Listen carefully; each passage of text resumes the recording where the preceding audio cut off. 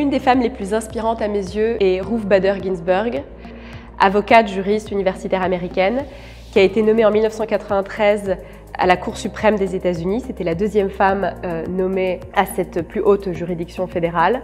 Et la raison pour laquelle elle m'inspire, et je trouve qu'il s'agit d'un vrai exemple pour les avocates, mais aussi pour toutes les femmes dans d'autres domaines, c'est qu'elle a vraiment pu concilier une carrière brillantissime, une carrière qui a eu un véritable impact sur la jurisprudence américaine. Elle s'est battue pendant toute sa vie pour l'égalité entre les hommes et les femmes, les droits des migrants, les droits des homosexuels, l'écologie.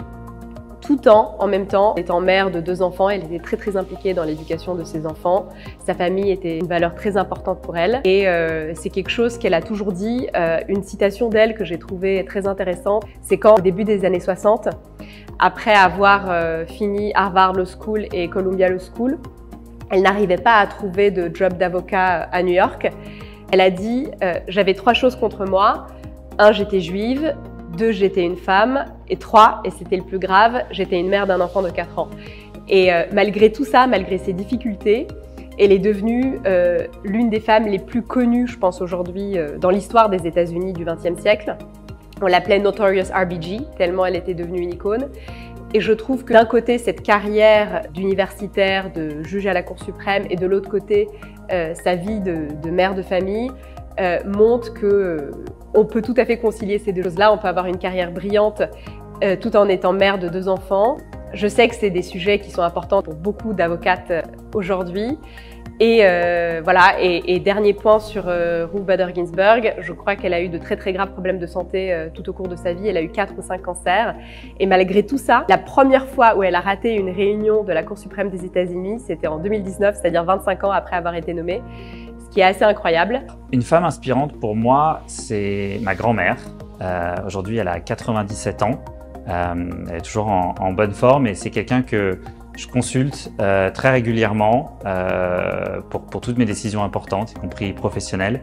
Ce que j'aime chez elle et ce qu'elle m'a inspiré, c'est sa curiosité aiguisée, dans le sens où c'est quelqu'un qui, lorsqu'elle reçoit une information, la remet toujours un peu en question, cherche à comprendre ce qu'il y a derrière, pousse à creuser un petit peu le travail qu'on fait en tant qu'avocat, même si elle n'est pas du tout avocate. Et pour la petite histoire, le jour où j'ai eu une offre pour rejoindre Clifford Chance, je lui en ai parlé et elle m'a tout de suite demandé « mais quelle est l'adresse de ce nouveau cabinet ?» Je lui dis « 1 rue d'Astorg ».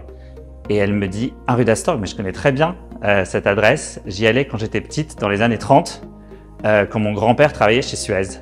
Ce sont ici les anciens locaux de Suez et elle était bienvenue dans les locaux de Clifford Chance pour voir son grand-père qui avait un bureau en face de la réception actuelle, un peu décalé sur la gauche.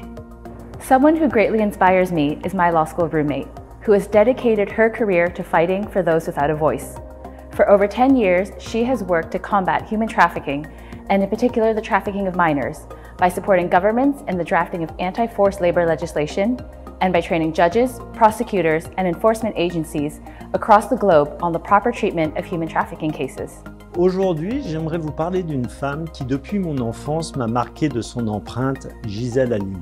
Grande défenseuse de la cause des femmes, et même si cela nous paraît une évidence aujourd'hui, elle s'est battue pour la criminalisation du viol, alors qu'il était traité à cette époque le plus souvent comme un délit. Elle a aussi mené de longues batailles contre la torture. Tout cela envers et contre tous, à une époque de l'histoire où ces actes étaient considérés comme une norme acceptable. Cette battante m'a conforté dans ma volonté d'engagement envers les causes justes et me rappelle sans cesse qu'il faut toujours privilégier les valeurs humaines sans distinction.